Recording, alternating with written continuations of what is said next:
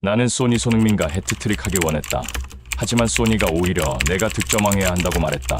손흥민은 정말 멋진 동료. 25년 9월 28일 경기에서 이해할 수 없는 장면이 목격되었습니다. 후반 22분경 선언된 페널티킥을 두고 두 선수의 마찰이 일어난 것이었습니다. 손흥민과 부안가 둘의 다툼에 축구 팬들은 놀랐습니다. 하지만 그들의 행동이 심상치 않았어요. 서로 공을 갖기보다는 주려고 했기 때문이죠. 알고 보니 득점왕과 해트트릭을 두고 서로에게 양보를 하고 있던 것이었습니다. 이런 이타적인 행동에 전 세계는 감동했어요. 이 감동적인 상황에 대해 더 자세히 알려드리겠습니다. 평소 손흥민 선수는 얼굴만 봐도 미소가 지어지는 선수입니다. 그런 선수에게 누군가 소리를 지르는 모습은 상상하기 어렵죠. 부안가 선수의 인터뷰 발췌입니다. 그라운드 위에서나 아래에서도 손흥민의 인성은 명성이 자자했습니다. 여기저기서 들려오는 미담은 끊이지 않았죠. 이번 페널티킥 사건 이후로 손흥민의 이타적인 선행 폭로들이 올라오면서 더 화제입니다. 저는 알렉산더 그린필드입니다. 런던에서 30년간 축구를 취재해온 기자죠. 프리미어리그의 영광과 추락을 모두 목격했고 수많은 스타들의 진짜 얼굴을 봐왔습니다. 챔피언스리그 결승부터 강등 싸움까지 제 노트북에는 수천 개의 기사가 저장돼 있어요. 그래서 저는 쉽게 감동하지 않습니다. 특히 아시아 선수들에 대해서는 더욱 그랬죠. 기술은 있지만 멘탈이 약하다는 게 제 지론이었습니다. 솔직히 말하겠습니다. 저는 손흥민을 좋아하지 않았어요. 아니, 정확히는 신뢰하지 않았다고 해야겠네요. 손흥민은 빠르고 기술적이고 골도 잘 넣었습니다. 통계로만 보면 월드 클래스였죠. 하지만 제 눈에 손흥민은 항상 뭔가 부족해 보였습니다. 결정적 순간마다 팀을 하나로 모으지 못하는 선수. 화려하지만 깊이가 없는 선수. 그게 제가 내린 평가였어요. 왜 그렇게 생각했냐고요? 이유가 있었습니다. 명확한 이유가 말이죠. 제가 손흥민에 대해 이런 편견을 갖게 된 건 10년 전 런던에서 목격한 한 장면 때문이었습니다. 토트넘 호스퍼 경기장에서 벌어진 일이었죠. 저는 프레스석 맨 앞줄에 앉아 그 모든 것을 지켜봤습니다. 그날은 토트넘에게 정말 중요한 경기였습니다. 챔피언스리그 진출을 위해 반드시 이겨야 하는 상황이었거든요. 경기장의 분위기는 긴장감으로 가득 차 있었어요. 경기 중 토트넘이 페널티킥을 얻었습니다. 그 순간 모든 사람의 시선이 한 선수에게 쏠렸죠. 손흥민이었습니다. 손흥민은 이미 한 골을 넣은 상태였고 컨디션도 최상이었어요. 이 킥만 성공하면 멀티골을 달성하는 순간이었습니다. 당연히 손흥민이 찰 거라고 모두가 예상했죠. 저도 마찬가지였습니다. 카메라를 든 채 손흥민의 다음 움직임을 기다리고 있었어요. 그런데 예상치 못한 일이 벌어졌습니다. 에릭 라멜라가 나선 거예요. 아르헨티나 출신의 그 선수는 공을 움켜쥐고는 절대 놓지 않았습니다. 마치 자기 것이라도 되는 양말이죠. 손흥민이 라멜라에게 다가가 뭔가 말했습니다. 거리가 멀어서 정확히 무슨 말인지는 들리지 กดวิ่ง 않았지만 เลยบอล 손흥민의 몸짓을 보면 공을 달라고 하는 것 같았어요. 하지만 라멜라는 고개를 돌렸습니다. 주장인 해리 케인조차 개입하지 않았습니다. 아니, 개입할 생각조차 없어 보였어요. 케인은 멀찌감치 서서 상황을 지켜보기만 했죠. 경기장의 분위기가 이상해지기 시작했습니다. 팬들이 웅성거리기 시작했고 동료 선수들은 어색하게 서 있었어요. 무언가 잘못되고 있다는 걸 모두가 느끼고 있었습니다. 손흥민은 결국 물러섰습니다. 그냥 조용히 아무 말 없이요. 라멜라와 더 이상 다투지 않고 그냥 뒤로 물러났어요. 저는 그 모습을 보며 실망했습니다. 역시 아시아 선수답군. 결정적 순간에 주장하지 못해. 라멜라가 페널티킥을 찼습니다. 경기장 전체가 숨을 죽였죠. 하지만 결과는 참담했습니다. 공은 골대를 맞고 튕겨나갔어요. 실축이었습니다. 순간 경기장이 폭발했습니다. 팬들의 야유가 경기장을 뒤덮었고 SNS는 순식간에 난리가 났죠. 라멜라를 향한 분노, 손흥민을 향한 동정, 그리고 팀 분위기를 망쳤다는 비난까지 쏟아졌습니다. 저는 그날 밤 호텔방에서 기사를 썼습니다. 제목은 토트넘, 탐욕이 팀을 갈라놓다였어요. 하지만 제 분노는 라멜라만을 향한 게 아니었습니다. 마지막 문단에 이렇게 적었죠. 손흥민, 화려한 기술은 있지만 팀을 이끄는 철학은 없다. 손흥민은 리더가 아니라 팔로워다. 결정적 순간에 목소리를 내지 못하는 선수는 진정한 에이스가 될 수 없다. 가혹했나요? 어쩌면 그랬을지도 모릅니다. 하지만 그게 제가 본 진실이었어요. 손흥민은 그 상황에서 리더십을 보여주지 못했습니다. 그 사건 이후 손흥민에 대한 제 시각은 완전히 굳어졌습니다. 손흥민은 제게 그냥 평범한 골잡이에 불과했어요. 빠른 발과 정확한 슈팅, 인정합니다. 그건 뛰어났죠. 하지만 진정한 리더는 아니었습니다. 팀을 하나로 만드는 철학도, 동료들을 변화시키는 힘도 없는 선수. 화려한 겉모습뿐인 선수. 그게 제 최종 결론이었어요. 그날 이후 저는 손흥민의 경기를 볼 때마다 그 장면을 떠올렸습니다. 라멜라에게 조용히 물러서던 모습, 아무 말도 하지 못하고 뒤로 빠지던 그 모습 말이죠. 토트넘 팬들 사이에서도 그 사건은 오랫동안 화제였습니다. 일부는 라멜라의 이기심을 비난했지만 또 다른 일부는 손흥민의 소극적 태도를 문제 삼았어요. 왜 더 강하게 주장하지 않았냐? 진짜 에이스라면 공을 빼앗아 왔어야지 같은 말들이었죠. 언론에서도 비슷한 논조였습니다. 영국의 한 유명 축구 평론가는 이렇게 말했어요. 손흥민은 훌륭한 선수지만 리더의 자질은 부족하다. 중요한 순간에 책임을 지려 하지 않는다. 저도 그 의견에 동의했습니다. 실제로 그 후 몇 년간 손흥민을 지켜보면서 제 생각은 더욱 확고해졌어요. 손흥민은 계속 골을 넣었지만 팀의 진짜 리더는 항상 해리 케인이었습니다. 케인은 달랐습니다. 페널티킥이 선언되면 당연히 케인이 찼어요. 프리킥도 케인, 중요한 순간의 슈팅도 케인이었죠. 그게 명확한 위계였고 저는 그게 옳다고 생각했습니다. 이게 바로 리더십이지. 저는 케인의 플레이를 보며 생각했어요. 주장으로서 책임을 지고 중요한 순간을 혼자 감당하는 거야. 손흥민은 이걸 못해. 하지만 지금 돌이켜보면 그건 리더십이 아니라 독점이었습니다. 케인은 기회를 나누지 않았어요. 손흥민이 아무리 좋은 컨디션이어도 아무리 골이 필요해도 페널티킥은 무조건 케인의 것이었죠. 한 번은 손흥민이 2골을 넣고 해트트릭이 코앞인 상황이었습니다. 그때 토트넘이 페널티킥을 얻었어요. 당연히 손흥민이 차야 한다고 모두가 생각했죠. 하지만 케인이 공을 집어들었습니다. 이건 내 거야. 규칙이야. 케인의 목소리는 단호했어요. 주장으로서의 권위가 묻어났죠. 손흥민은 뭔가 말하려 했습니다. 하지만 케인은 이미 공을 페널티 스팟에 놓고 있었어요. 손흥민은 결국 조용히 물러섰습니다. 또다시요. 저는 프레스석에서 그 장면을 보며 고개를 끄덕였습니다. 역시 손흥민은 리더가 아니야. 케인 앞에서는 아무것도 못하잖아. 케인은 골을 넣었습니다. 정확하게요. 동료들이 케인을 축하했지만 저는 손흥민의 표정을 보고 있었어요. 아쉬움과 실망이 섞인 얼굴이었죠. 경기 후 기자 회견에서 누군가 케인에게 물었습니다. 손흥민에게 양보할 생각은 없었나요? 그가 해트트릭할 수 있었는데요. 케인은 웃으며 대답했습니다. 손은 충분히 골을 넣고 있어요. 페널티킥은 제 영역이고 그건 팀의 규칙입니다.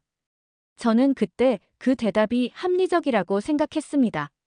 명확한 역할 분담이 팀에 도움이 된다고 믿었거든요. 주장이 페널티킥을 전담하면 혼란이 없고 책임 소재도 명확하다고 생각했어요. 그래서 저는 기사에 이렇게 썼습니다. 케인의 리더십은 명확하다.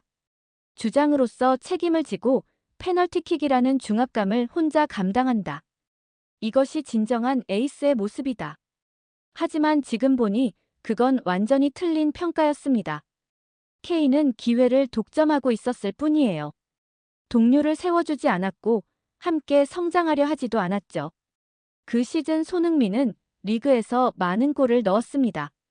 하지만 해트트릭은 단 한 번도 없었어요. 왜냐하면 결정적 순간에 페널티킥은 항상 케인이 찼으니까요. 세월이 흘렀습니다. 손흥민은 토트넘에서 계속 뛰었고 팬들의 사랑을 받았죠. 매 시즌 20골 이상을 넣으며 팀의 핵심 선수로 자리 잡았습니다. 하지만 제 생각은 변하지 않았습니다. 손흥민은 좋은 선수지만 위대한 선수는 아니라고요. 기록은 화려하지만 진정한 리더십은 없다고 믿었어요. 그래서 이번 세인트루이스 원정 취재를 떠날 때도 기대는 전혀 없었습니다. MLS 리그요?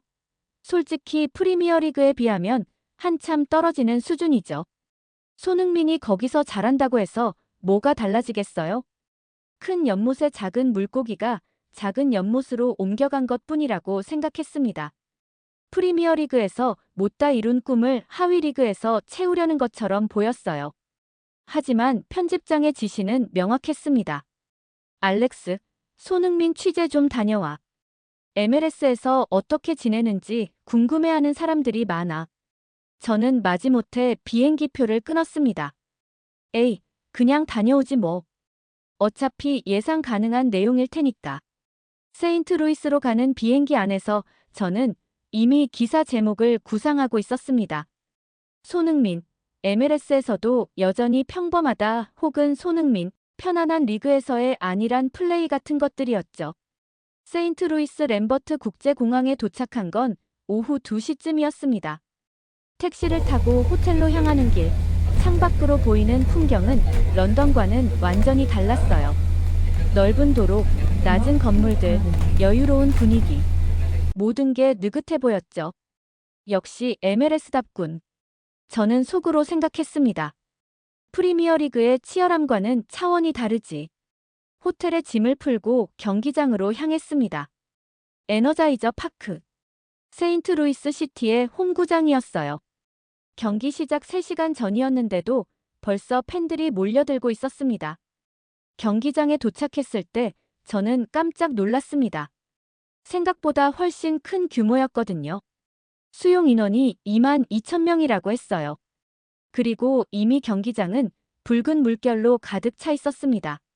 세인트루이스 시티의 홈팬들은 미친 듯이 응원하고 있었어요. 북소리가 경기장을 울렸고 함성이 하늘을 찔렀죠. 반대편 구석에는 LAFC 서포터즈가 몰려 있었습니다. 수는 적었지만 필사적으로 목소리를 높이고 있었어요. 완전한 원정 경기로군. 저는 기자석에 앉으며 생각했습니다. 손흥민이 이 분위기를 어떻게 극복할지 궁금한데. 프레스석은 벌써 기자들로 가득 차 있었습니다. 현지 기자들은 물론이고 뉴욕이나 로스앤젤레스에서 온 기자들도 보였어요.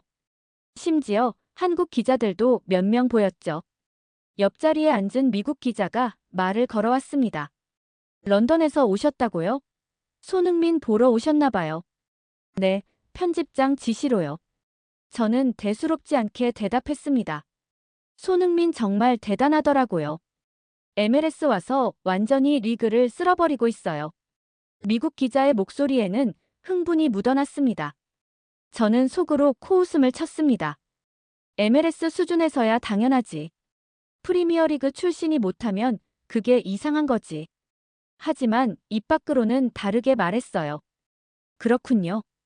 오늘 경기가 기대되네요. 노트북을 열고 예상 제목을 타이핑하기 시작했습니다.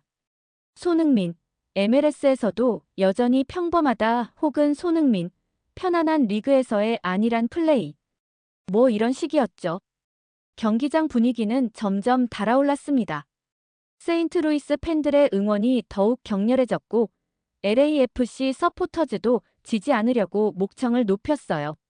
저는 필드를 내려다보며 선수들의 워밍업을 지켜봤습니다. 손흥민이 보였어요. 여전히 빠른 움직임이었고 슈팅 연습도 정확했죠. 하지만 제 마음은 움직이지 않았습니다. 기술은 여전하네. 하지만 그게 다야. 진짜 중요한 건 리더십인데. 경기 시작 30분 전, 양팀 선수들이 라커룸으로 들어갔습니다. 저는 그 시간을 이용해 다른 기자들과 이야기를 나눴어요. 손흥민이 LAFC 분위기를 완전히 바꿔놨다던데요? 한 기자가 물었습니다. 그래요? 저는 관심 없다는 투로 대답했습니다. 어떻게요? 팀워크가 완전히 달라졌대요. 예전에는 개인 플레이가 강했는데 지금은 서로 도우면서 뛴다고 하더라고요.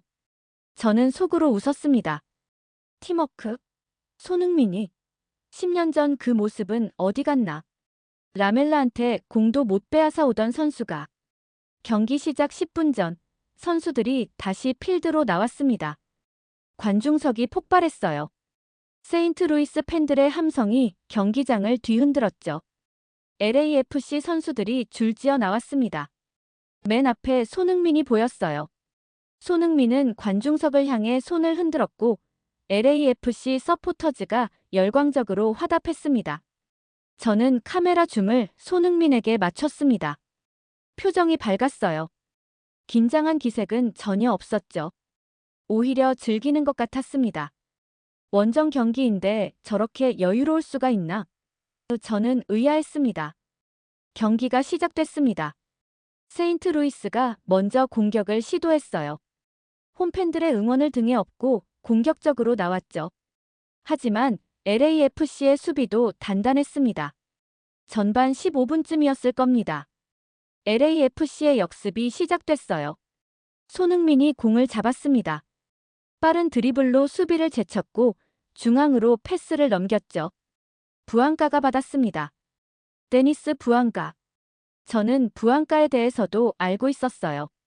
프랑스 생에티엔 출신의 공격수. 이기적이고 골 욕심 많기로 악명 높은 선수였죠. 부앙가가 슈팅을 때렸습니다. 골. LAFC가 선제골을 넣었어요. 부앙가는 코너로 달려가 세레모니를 했고 팀 동료들이 그를 축하했습니다. 저는 메모했습니다. 부앙가 선제골. 손흥민 어시스트. 하지만 크게 인상적이지는 않았어요. 그냥 평범한 역습골이었으니까요. 경기는 계속됐습니다. 세인트루이스가 동점골을 노리며 공격을 퍼부었지만 LAFC의 수비는 흔들리지 않았어요. 전반 종료 직전이었습니다. 손흥민이 왼쪽 측면에서 공을 잡았어요. 수비수 한 명이 달려들었지만 손흥민은 빠른 발놀림으로 제쳤습니다. 그리고 오른발 슈팅. 공이 골대 구석으로 빨려 들어갔어요. 골. 손흥민이 골을 넣었습니다. 관중석이 조용해졌습니다. 세인트루이스 팬들은 믿을 수 없다는 표정이었고 LAFC 서포터지만 미친 듯이 환호했죠. 저는 메모했습니다. 손흥민 골. 깔끔한 마무리. 하지만 여전히 제 마음은 움직이지 않았어요. 역시 골은 잘 넣네. 하지만 그게 다야. 전반이 2대 0으로 끝났습니다. 하프타임 동안 저는 동료 기자들과 이야기를 나눴어요. 손흥민 폼이 정말 좋네요. 한 기자가 말했습니다. MLS 수준이니까요.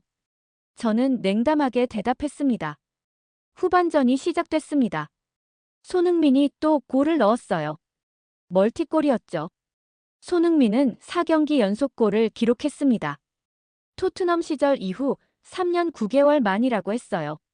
스코어보드에는 LAFC 3, 세인트루이스 0이라고 떠 있었습니다. 경기는 거의 정리된 것처럼 보였어요. 세인트루이스 팬들은 좌절한 표정이었고 LAFC 벤치는 여유로웠죠. 저는 노트북을 보며 기사를 쓰기 시작했습니다. 손흥민, MLS에서 연속골 행진. 하지만 프리미어리그와는 차원이 다른 리그. 뭐 이런 내용이었어요. 후반 22분쯤이었을 겁니다. 저는 노트북에 타이핑을 하고 있었어요. 경기가 거의 끝나가고 있었고 결과는 예상대로였죠. 손흥민, MLS에서는 잘하네. 하지만 그게 다야. 바로 그때였습니다. 세인트루이스의 핸들링 반칙이 있었어요. 부앙가가 페널티 박스 안에서 넘어졌고 주심의 휘슬 소리가 경기장을 갈랐습니다. 페널티킥. 제 심장이 철렁 내려앉았습니다. 아니, 정확히는 불길한 예감이 확 밀려왔어요. 손이 저절로 멈췄고 시선은 필드에 고정됐습니다. 또 시작이군. 역사는 반복된다. 10년 전 그 악몽이 다시 펼쳐질 거야.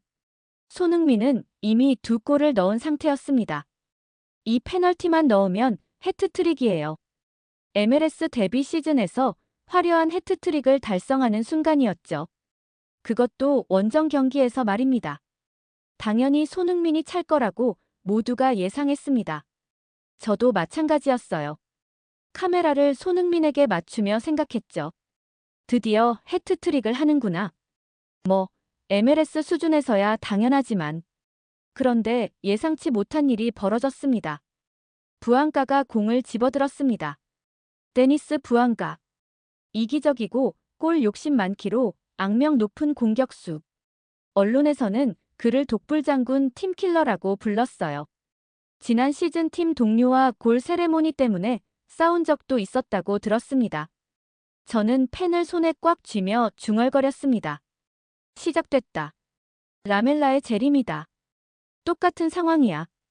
기자석 주변이 술렁이기 시작했습니다. 모두가 긴장한 표정으로 필드를 응시하고 있었어요. 옆자리 미국 기자가 흥분한 목소리로 말했습니다. 오, 이거 재밌는데. 둘이 싸우려나?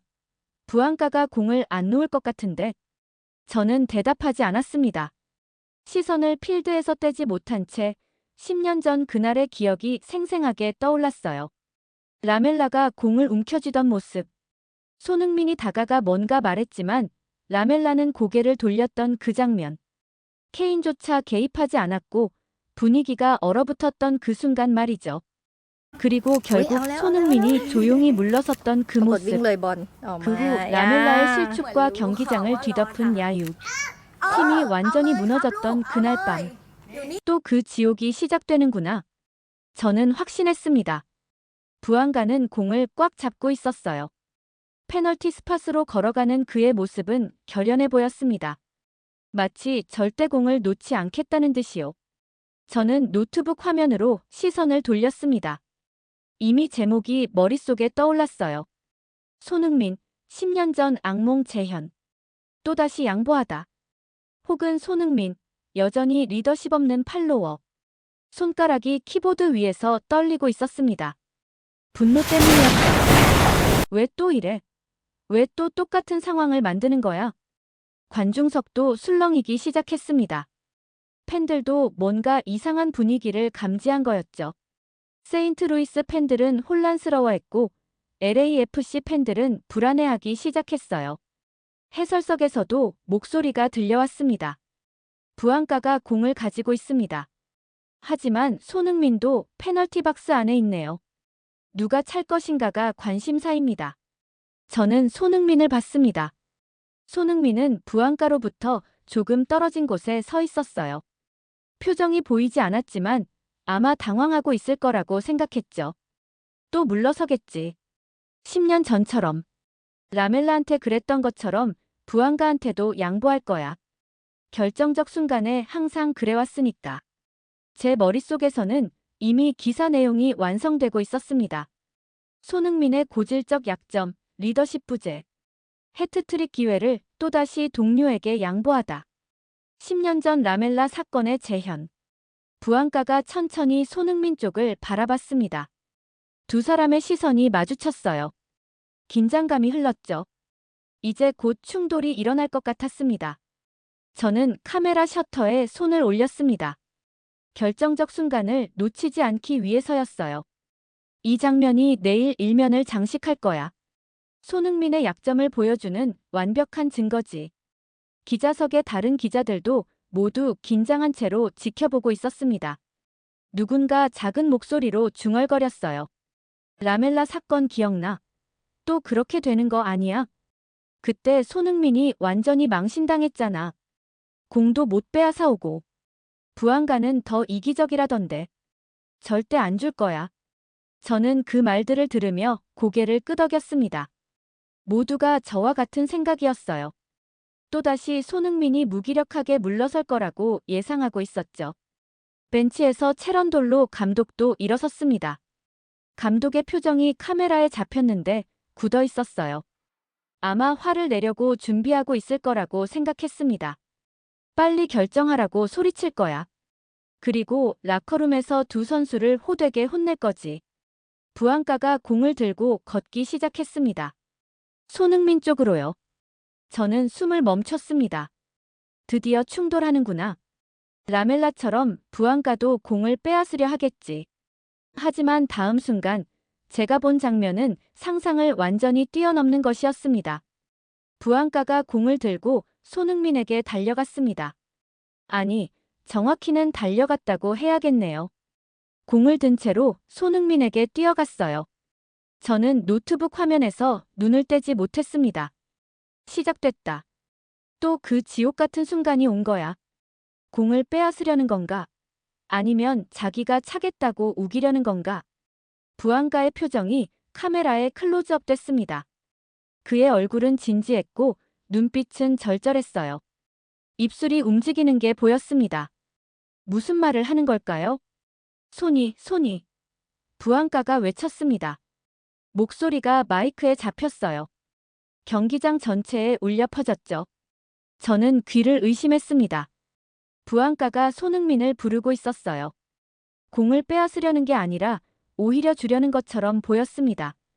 내가 차야 해. 이거 차면 해트트릭이라고. 순간 저는 펜을 떨어뜨렸습니다. 뭐라고? 지금 뭐라고 한 거지? 부안가가 양보를 한다고? 기자석이 술렁이기 시작했습니다. 모두가 믿을 수 없다는 표정이었어요. 옆자리 동료가 저를 쳐다보며 물었습니다. 알렉스, 지금 저거 진짜야? 부안가가 양보하는 거야? 내가 제대로 본 거 맞아? 저는 대답하지 못했습니다. 입이 떡 벌어진 채로 화면만 응시했죠. 이게 가능한 일인가요? 데니스 부안가가 양보를 한다고요? 저는 부안가를 알고 있었습니다. 아주 잘요. LAFC에서 가장 이기적인 선수로 악명 높았어요. 지난 시즌 팀 동료와 골 세레모니 때문에 싸운 적도 있었죠. 언론에서는 그를 독불장군 팀킬러라고 불렸습니다. 그런 부안가가 지금 공을 손흥민에게 주려고 하고 있었습니다. 그것도 자신에게 절실한 상황에서 말이죠. 더 놀라운 건 상황이었습니다. 후반 22분 스코어보드에는 LAFC 3 세인트루이스 0이라고 떠 있었어요. 경기는 이미 LAFC가 완전히 장악하고 있었죠. 부안가는 전반 15분에 선제골을 넣었고 손흥민이 멀티골로 쐐기를 박았습니다. 그리고 지금 세인트루이스의 핸들링 반칙으로 페널티킥이 선언된 거였어요. 제가 경기 전에 조사한 바로는 부안가는 현재 시즌 23골로 MLS 득점 순위 2위였습니다. 1위는 24골의 리오넬 메시. 단 한 골 차였죠. 이 페널티킥 하나가 메시와의 격차를 좁히는 결정적인 골이 될 수 있었습니다. 득점왕이 걸린 상황이었어요. 부안가에게 이 골은 단순한 골이 아니라 커리어를 좌우할 수 있는 기회였습니다. 메시를 추격할 수 있는 절호의 기회. 득점왕 타이틀을 향한 발판. 그런 상황에서 양보를 한다고요? 부안가는 공을 손흥민 쪽으로 밀었습니다. 진짜로요. 두 손으로 공을 들고 손흥민 앞에 내밀었죠. 손이 해트트릭이야. 내가 차야 해. MLS 와서 몇 경기 만에 해트트릭이라고. 부안가의 목소리에는 진심이 묻어났습니다. 이건 쇼가 아니었어요. 연기도 아니었죠. 부안가는 정말로 손흥민에게 공을 주고 싶어 하고 있었습니다. 저는 완전히 혼란스러워졌습니다. 이건 제가 아는 축구가 아니었어요. 제가 30년간 취재해온 축구 세계에서는 절대 일어날 수 없는 일이었죠. 특히 부안가 같은 선수가 이런 행동을 한다는 게 믿어지지 않았습니다. 이기적이고 골 욕심 많기로 유명한 선수가 득점왕이 걸린 상황에서 양보를 하다니요. 하지만 더 놀라운 건 그 다음이었습니다. 손흥민은 공을 받지 않았습니다. 손흥민이 고개를 저었어요. 단호하게요. 그리고 부안가에게 뭔가 말했습니다. 카메라가 손흥민의 입술을 잡았죠. 아니야, 데니스. 내가 차야 해. 손흥민이 공을 다시 부안가 쪽으로 밀었습니다. 부드럽지만 확고하게요. 저는 완전히 얼어붙었습니다. 지금 뭐 하는 거야? 둘 다 미쳤나? 왜 서로 공을 안 받으려고 하는 거지? 부안가는 황당한 표정을 지었어요. 그리고 다시 손흥민에게 공을 밀었죠. 마치 뜨거운 감자를 주고받는 것처럼 말입니다. 손이 지금 장난해? 해트트릭이라고. MLS 와서 몇 경기 만에 해트트릭이야. 이거 차야 해. 부안가의 목소리에는 절박함이 묻어났습니다. 손흥민이 이 기회를 놓치면 안 된다는 걸 정말로 걱정하고 있었어요. 손흥민은 웃으며 고개를 저었습니다. 그리고 더 큰 목소리로 더 확고하게 말했어요. 내가 메시를 넘어야 해, 데니스. 득점왕은 내 거야. 내 해트트릭보다 내 득점왕이 더 중요해. 저는 순간 완전히 이해했습니다. 손흥민은 부안가가 메시와 단일골 차이로 득점왕을 다투고 있다는 걸 정확히 알고 있었어요. 그것도 아주 구체적으로 말이죠. 자신의 개인 기록인 해트트릭보다 부안가의 득점왕 도전이 더 중요하다고 판단한 겁니다. 동료의 꿈을 자신의 영광보다 우선시한 거였어요. 관중석이 웅성거리기 시작했습니다. 세인트루이스 팬들도 LAFC 팬들도 모두 어리둥절한 표정이었어요. 이런 장면은 처음 보는 거였죠. 저 역시 마찬가지였습니다. 30년간 수천 경기를 봤지만 이런 광경은 정말 처음이었어요. 페널티킥을 서로에게 양보하다니. 그것도 해트트릭과 득점왕이 걸린 상황에서요. 해설석에서 루이스 가르시아의 목소리가 들려왔습니다. 믿을 수가 없습니다. 두 선수가 페널티킥을 서로에게 양보하고 있어요. 이건 축구 역사상 처음 보는 장면입니다. 해설자의 목소리에는 흥분이 묻어났습니다. 저도 마찬가지였어요. 심장이 미친 듯이 뛰고 있었습니다. 부안가와 손흥민은 계속 공을 서로에게 밀고 있었습니다. 진짜로요. 이건 농담이 아니었어요. 두 사람 모두 진심이었습니다. 벤치에서 체런돌로 감독이 일어섰습니다. 저는 감독이 화를 낼 거라 예상했어요. 빨리 결정하라고 소리치겠지. 하지만 감독의 얼굴에는 미소가 번지고 있었습니다. 감독은 코치진을 돌아보며 말했어요. 마이크가 그 말을 잡았죠. 이게 바로 위닝 멘탈리티다. 손흥민이 팀을 완전히 바꿔놨어. 위닝 멘탈리티. 저는 감독의 말에 충격을 받았습니다. 양보하는 게 위닝 멘탈리티라고요?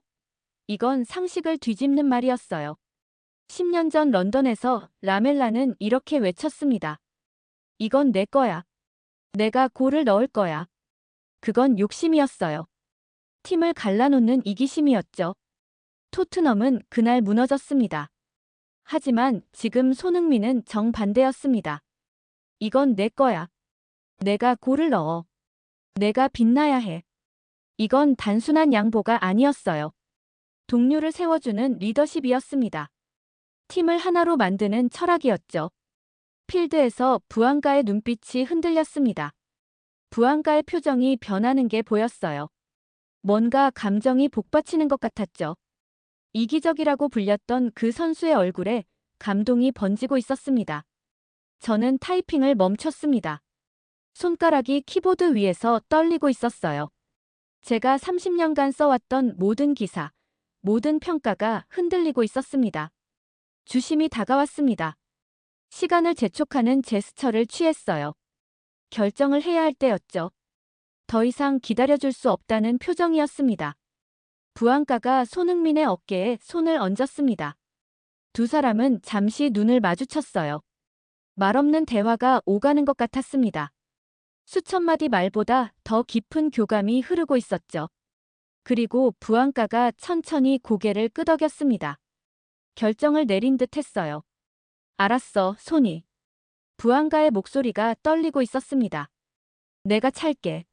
하지만 이건 너 때문이야. 내가 날 믿어줘서 가능한 거야. 내가 아니었으면 난 아직도 혼자였을 거야. 손흥민은 미소를 지으며 부안가의 등을 두드렸습니다. 그리고 뒤로 물러서며 엄지를 치켜 세웠어요. 격려와 신뢰가 담긴 제스처였죠. 데니스, 넌 할 수 있어. 난 널 믿어. 부안가는 공을 집어들고 페널티 스팟에 놓았습니다. 손으로 잔디를 쓸어내고 공의 위치를 조정했죠. 평소보다 훨씬 신중했습니다. 더 정성스러웠어요. 관중석이 조용해졌습니다. 2만 명이 넘는 사람들이 숨을 죽이고 지켜봤어요. 저도 숨을 참았습니다. 모든 사람이 그랬을 겁니다. 저는 노트북을 내려다봤습니다. 미리 써뒀던 제목이 화면에 떠 있었어요. 손흥민, MLS에서도 여전히 평범하다. 저는 그 제목을 천천히 지웠습니다. 한 글자씩요. 그리고 새로운 제목을 쓰기 시작했습니다. 손흥민, 양보로 축구의 정의를 다시 쓰다. 옆자리 기자가 제 화면을 보고 중얼거렸습니다. 우와, 알렉스. 내가 이런 제목을 쓰다니. 믿을 수가 없어. 저는 대답하지 않았습니다. 화면만 응시하며 타이핑을 계속했어요. 데니스 부안가와 손흥민이 보여준 양보의 전쟁은 축구 역사의 새로운 장을 열었다. 이것은 단순한 스포츠맨십이 아니다. 이것은 철학이다. 10년 전 런던에서 라멜라의 욕심이 팀을 갈라놓았다면 오늘 세인트루이스에서 손흥민의 양보는 팀을 하나로 만들었다. 부안가가 뒤로 물러섰습니다. 깊게 숨을 들이쉬었죠. 저는 숨을 멈췄습니다. 모든 사람이 그랬을 거예요. 이 순간이 역사가 될 거라는 걸 모두가 느끼고 있었습니다. 손흥민의 해트트릭이 아니라 양보의 철학이 기록될 순간이었죠. 부안가가 페널티 스팟 앞에 섰습니다. 저는 그 모습을 보며 10년 전으로 돌아갔습니다. 똑같은 상황이었어요. 손흥민은 2골을 넣었고 페널티킥 하나면 해트트릭. 그런데 다른 선수가 공을 잡았죠. 10년 전에는 라멜라였고 지금은 부안가였습니다. 하지만 과정은 완전히 정반대였어요. 런던의 어느 봄날 토트넘이 페널티킥을 얻었고 손흥민은 이미 한 골을 넣은 상태였어요. 당연히 손흥민이 찰 거라고 모두가 생각했습니다. 그런데 라멜라가 나섰습니다. 라멜라는 공을 움켜쥐고는 절대 놓지 않았어요. 손흥민이 다가가 뭔가 말했지만 라멜라는 고개를 돌렸습니다. 이건 내 거야. 주장 케인조차 개입하지 않았어요. 분위기가 얼어붙었고 손흥민은 결국 조용히 물러섰습니다. 라멜라가 도움달기를 했습니다. 그리고 슛. 공은 골대를 맞고 튕겨나갔어요. 실축이었습니다. 경기장이 폭발했습니다. 야유가 쏟아졌고 SNS는 순식간에 난리였죠. 라멜라를 향한 분노, 손흥민을 향한 동정과 비난까지. 하지만 더 비극적인 건 손흥민도 비난받았다는 겁니다. 왜 공을 안 빼앗아 왔어? 리더십이 없다는 말들이 쏟아졌어요. 저는 그날 밤 이렇게 썼습니다.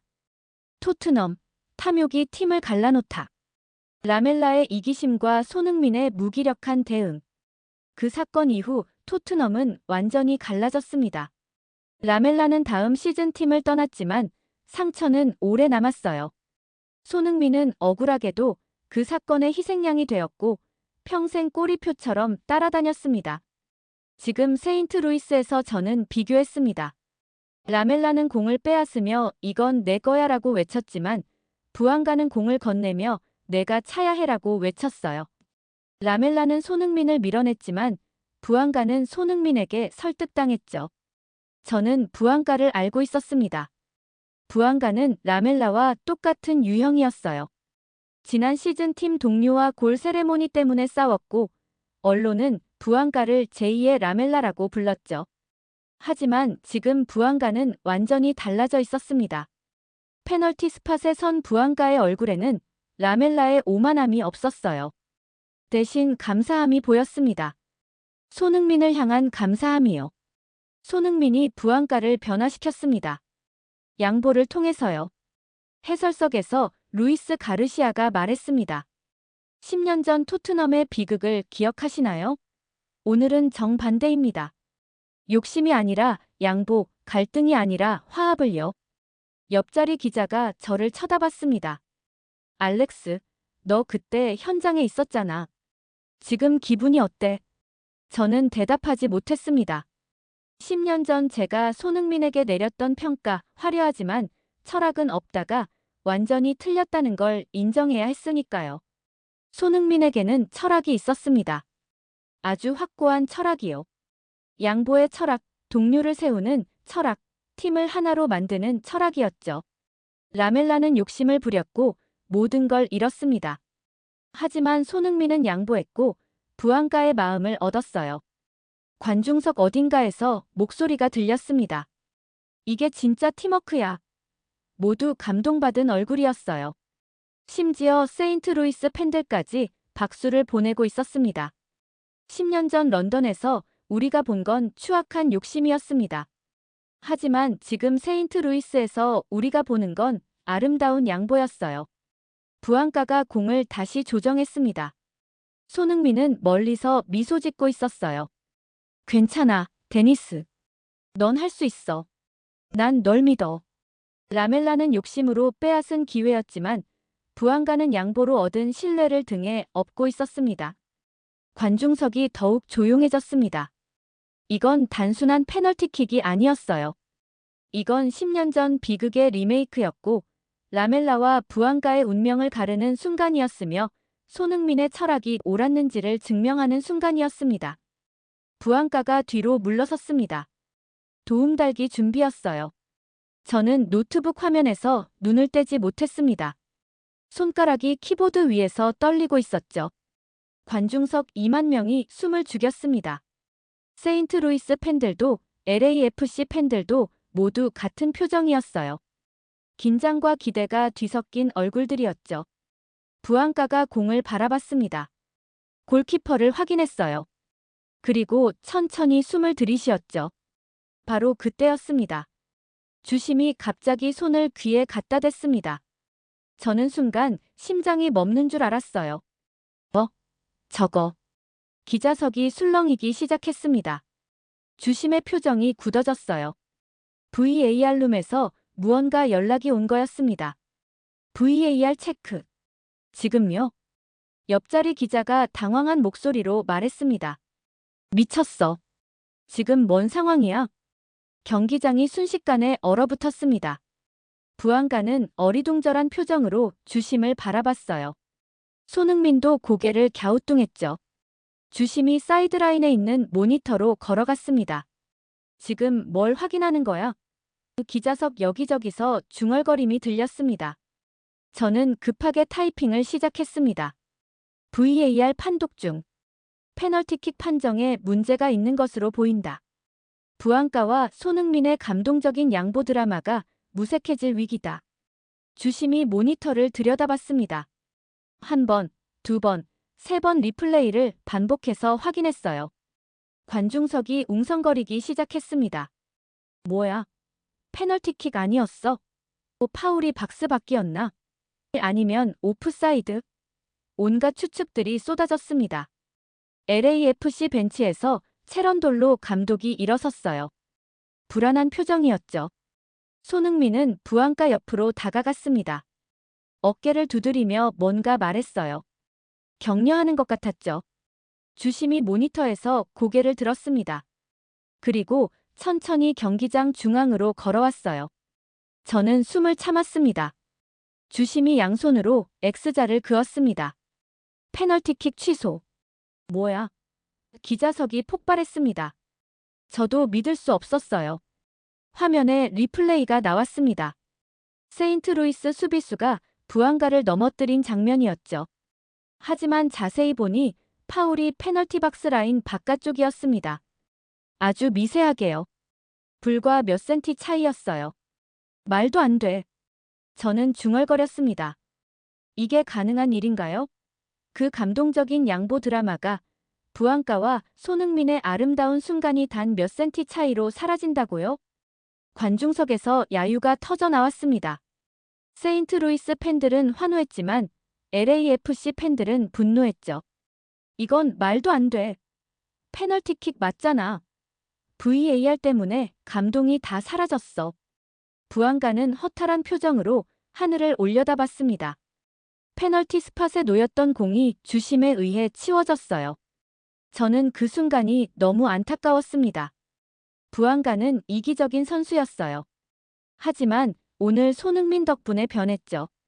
양보를 받고 감동받고 새로운 사람이 되려는 순간이었어요. 그런데 그 기회가 VAR로 사라진 겁니다. 하지만 그 다음 순간 제가 본 장면은 더욱 충격적이었습니다. 손흥민과 부안가가 동시에 주심에게 달려갔어요. 뭐야? 저 둘이 지금. 손흥민이 주심에게 뭔가 말했습니다. 손짓 발짓을 하며 설명했죠. 부안가도 함께였어요. 해설석에서 루이스 가르시아가 외쳤습니다. 믿을 수 없습니다. 손흥민과 부안가가 주심에게 항의하고 있어요. 이건 자기 기록이 아니라 팀을 위한 항의입니다. 저는 화면을 확대해서 봤습니다. 손흥민의 얼굴은 진지했어요. 화가 난 게 아니라 억울해하는 표정이었죠. 부안가도 마찬가지였어요. 그들은 페널티킥이 취소된 게 억울했던 겁니다. 자신들의 골 기록 때문이 아니라 팀이 받아야 할 기회가 사라졌기 때문이었죠. 주심은 고개를 저었습니다. VAR 판독 결과를 바꿀 수는 없다는 제스처였어요. 손흥민이 부안가의 어깨를 두드렸습니다. 그리고 함께 돌아서서 걸어갔죠. 카메라가 두 사람의 뒷모습을 잡았습니다. 부안가가 손흥민에게 뭔가 말하는 게 보였어요. 그리고 손흥민은 웃으며 대답했죠. 림리딩 전문가인 옆자리 기자가 말했습니다. 부안가가 미안해, 손이. 내 해트트릭 날아갔어라고 했어. 그리고 손흥민이 괜찮아. 우리 함께 다시 만들자고 대답했어. 저는 그 순간 소름이 돋았습니다. VAR로 페널티킥이 취소됐어요. 손흥민의 해트트릭 기회도 부안가의 골 기회도 모두 날아갔죠. 하지만 두 사람은 서로를 위로하고 있었습니다. 부안가는 손흥민의 해트트릭을 걱정했고 손흥민은 부안가를 격려했어요. 이게 뭔가요? 골이 사라졌는데 감동은 더 커졌습니다.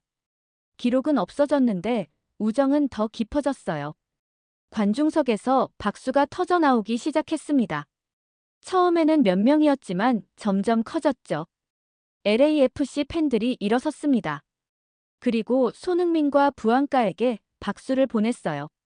심지어 세인트루이스 팬들까지도 박수를 쳤습니다. 이게 진짜 스포츠맨십이야. 골보다 더 아름다운 장면이다. 저게 바로 팀워크지. 해설석에서 루이스 가르시아가 목이 맨 목소리로 말했습니다. 페널티킥은 취소됐습니다. 하지만 우리는 오늘 더 귀중한 걸 봤어요. 진정한 동료애를, 진정한 리더십을, 진정한 팀워크를 말입니다. VAR이 골은 빼앗아갔지만 이 순간의 감동은 절대 빼앗아갈 수 없습니다. 저는 타이핑을 멈췄습니다. 손가락이 떨렸어요. 제목을 다시 썼습니다. 손흥민, 골이 아니라 철학을 남기다. VAR이 기록은 지웠지만 감동은 지울 수 없었다. 옆자리 기자가 말했습니다. 우와, 알렉스. 이거 진짜 미쳤다. 골이 없는데 더 감동적이야. 이게 어떻게 가능해? 저는 대답했습니다. 손흥민이니까 가능한 거야. 손흥민은 기록보다 관계를, 골보다 가치를 더 중요하게 생각하니까. 부안가와 손흥민이 서로 주먹을 부딪혔습니다. 그리고 함께 웃었어요.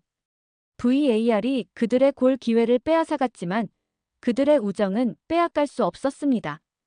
페널티킥은 취소됐지만 양보의 드라마는 더 큰 감동으로 남았어요.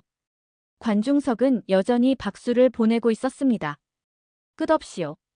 저는 깨달았습니다. 진짜 기적은 골이 아니라는 걸요. 진짜 기적은 골이 사라진 후에도 서로를 위로하고 격려하고 함께 웃을 수 있는 관계라는 걸요. 손흥민은 오늘 골을 잃었습니다. 해트트릭도 이루지 못했죠. 하지만 손흥민은 더 큰 걸 만들어냈습니다. 경기가 재개됐습니다. 하지만 관중석의 분위기는 이미 변해 있었어요. 경기는 LAFC 3, 세인트루이스 0으로 끝났습니다. 손흥민은 해트트릭을 하지 못했습니다. 하지만 손흥민은 전 세계 팬들의 마음에 해트트릭을 했습니다. 경기 후 기자 회견에서 부안가는 이렇게 말했습니다. 소니가 저를 바꿨어요. 저는 항상 혼자였습니다. 모든 골을 제가 넣어야 한다고 생각했죠. 안 그러면 팀이 저를 버릴 거라고 믿었어요. 부안가의 목소리가 떨렸습니다. 하지만 소니는 달랐습니다. 손흥민은 제 골을 진심으로 바랐어요. 제가 빛나기를 원했죠. 제가 메시를 넘어서 득점왕을 타길 바랐습니다. 부안가가 손으로 눈가를 훔쳤습니다. 그 순간 깨달았습니다. 이 사람은 진짜 동료구나. 진짜 형이구나. 그래서 저도 소니에게 해트트릭을 만들어주고 싶었어요. 회견장이 조용해졌습니다. 부안가의 진심이 모두에게 전해졌어요. 저는 타이핑을 멈췄습니다. 30년 기자 생활에서 이렇게 진솔한 고백은 처음이었습니다. 손흥민이 부안가의 어깨를 두드렸습니다. 두 사람은 웃으며 일어섰어요. 저는 노트북을 닫았습니다. 제목은 이미 정해져 있었어요. 손흥민, 단순한 선수 이상. 팀을 바꾸는 철학자. 그리고 부제로 서로의 득점을 더 바라주는 팀은 무너지지 않는다. 회견이 끝나고 저는 복도에서 손흥민을 다시 만났습니다. 손흥민 선수, 잠깐 시간 있나요? 손흥민이 멈춰 섰습니다. 10년 전 제가 당신에 대해 쓴 기사 기억하시나요? 화려하지만 철학은 없다고 썼었어요. 손흥민이 웃었습니다. 기억나요? 많이 속상했죠. 죄송합니다. 제가 틀렸어요. 당신에게는 철학이 있었어요. 제가 못 봤을 뿐이죠. 손흥민이 제 어깨를 두드렸습니다. 괜찮아요. 그때엔 저도 부족했으니까요. 하지만 상처가 저를 성장시켰어요. 그러니 어떤 의미론 감사해요. 저는 그 순간 울컥했습니다. 제가 상처 준 사람이 저를 용서해주고 있었어요. 저는 호텔로 돌아와 노트북을 열었습니다. 손가락이 키보드 위에서 춤을 췄어요. 30년 만에 처음으로 저는 진심으로 감동받아서 기사를 쓰고 있었습니다. 제목 손흥민, 미국이 배운 한국의 철학. 오늘 세인트루이스 에너자이저 파크에서 역사가 쓰였다. 손흥민은 4경기 연속골을 기록했다. MLS 8경기 만에 두 자릿수 공격 포인트를 달성했다. 화려한 숫자다. 하지만 오늘의 진짜 기록은 숫자가 아니었다. 페널티킥 상황에서 두 선수가 서로에게 양보를 다퉜다. 부안가는 손흥민의 해트트릭을 원했고 손흥민은 부안가의 득점왕 도전을 응원했다. 10년 전 런던에서 라멜라는 욕심으로 공을 빼앗았다. 팀은 무너졌다. 하지만 오늘 세인트루이스에서 손흥민은 양보로 팀을 하나로 만들었다. VAR로 페널티킥이 취소됐을 때 두 선수는 서로를 위로했다. 부안가는 손흥민의 해트트릭을 걱정했고 손흥민은 부안가를 격려했다. 골이 사라졌지만 감동은 더 커졌다. 10년 전 나는 손흥민에게 화려하지만 철학은 없다고 썼다.